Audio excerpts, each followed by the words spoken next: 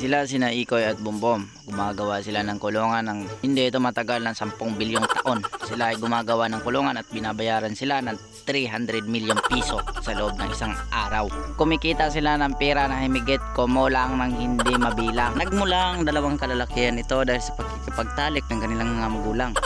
Sa 2 bilyong kalalakihan, 2 lalaki lamang ang may mukhang hindi parang tao pero tinatanggap pa rin sila na parang tao. Ang dokumentaryong ito ay nagmula pa sa hilagang timog ng kanluran at hindi ko man mabilang kung saan ito nagmula itong mga kalalakihan ito dahil nagmula lang ito lingid sa aking kalaman sa pagkikipagtalik ng kanilang magulang. Madalas makita ang dalawang kalalakihan ito ay sa vlog ng Tigpatawa Biners or vlog ng Tigpatawa Official Vlog. Kaya makikita nyo naman ito. Kung makikita nyo ay ipapalo nyo na ito ang page na Tigpatawa Vine.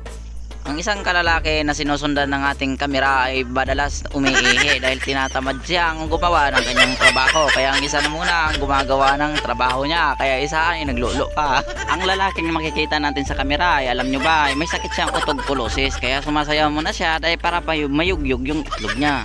At hindi pa nga nakontento. Tingnan nyo naman sa kamera. Ayan yung ginagawa niya. Umalis yung isa dahil ayaw makita yung ginagawa niya. Habang busy ang lalaking ito ay nilapitan siya ng kanyang kasama.